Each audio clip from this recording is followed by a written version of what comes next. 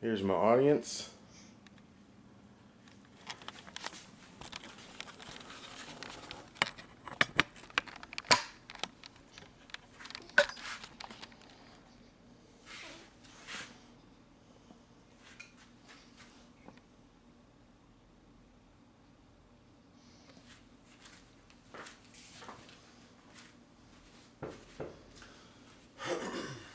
You've had a really hard day and the only thing you can think of is sleep.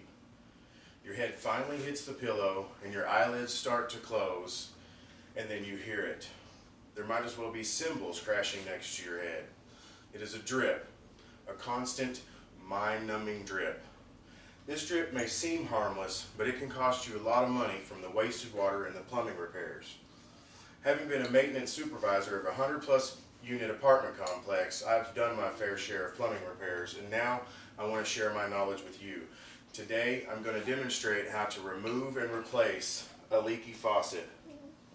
First, let's start by understanding the cost of a drip.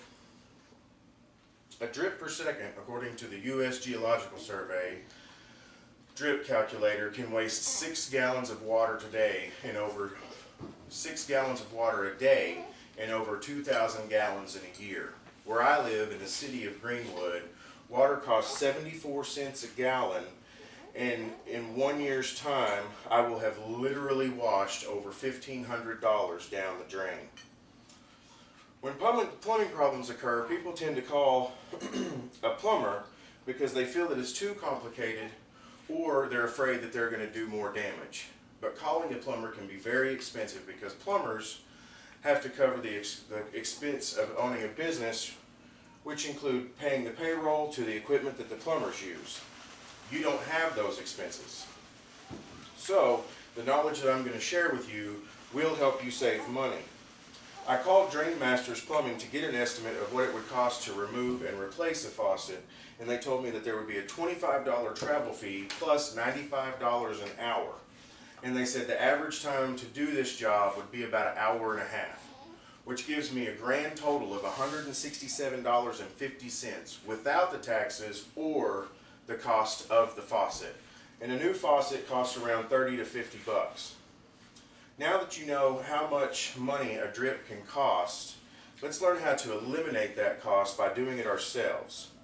First, let's gather the tools and the supplies we need. You'll need a pair of pliers, which costs you about $4. You'll need plumber's tape, which costs you about $2, a flashlight so that you can see what you're doing, a bucket to catch any water while you're doing the job, and towels to lay down so that you don't get everything wet.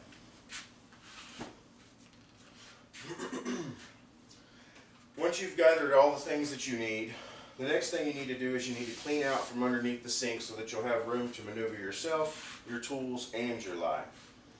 Today, I'm going to lift up and out the sink so that you can see what I'm doing a little bit better.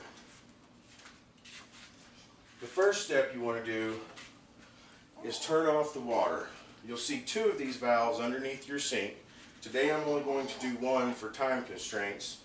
When you get to the valve, turn both of them all the way to the right, and that will shut your water off. Now, if you're a renter or if you live on campus, most of the time you're not allowed to do these kinds of repairs yourself. So if you just turn both of those valves off, it will stop the leak until someone can get to it. Or if you're trying to sleep, doing that in the middle of the night will stop the drip until you have time to get to it yourself. Once you have the water off, the next step is to remove the water lines on both sides.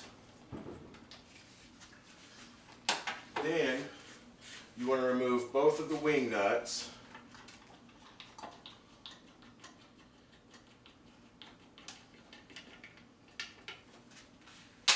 Once you have both of those removed, you can remove the old faucet, put your new faucet in, and do the same thing,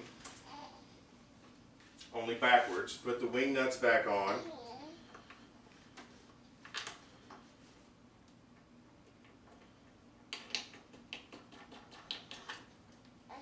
Hand tighten it as good as you can. If you need to, you can use your pliers to make it a little bit tighter.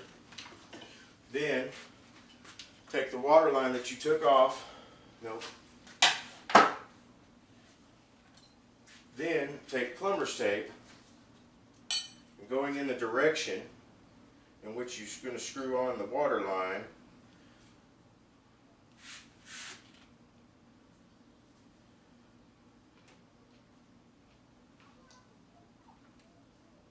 go to the right. Once you get a couple of layers of that off, just pull it off. Then take your water line,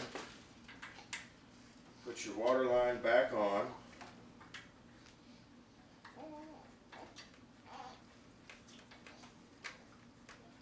Hand tighten it. Do this on both sides. Make sure that the hot and the cold match up correctly. Then once you've done that, you want to turn the water on, which is to the left, on both sides. And then after you've done that,